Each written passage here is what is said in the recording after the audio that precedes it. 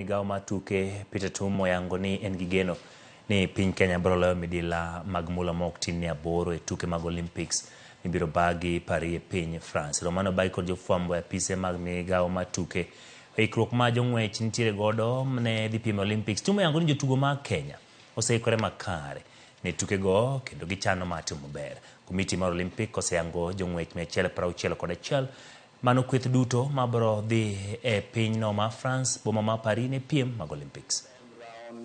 The allowances for the athletes is at an all-time high, and that is why I can comfortably sit here and say that we expect gold medals this time round that are better than what we've had. Our athletes are very happy, and they are now ready to move from Miramas to Paris for the Games. So in short, I want to assure you that the teams and the list that we have is the best team that we have for Team Kenya. And I want to encourage you that all of us, and especially through you, the media, to make sure that we bring in the positivity and energy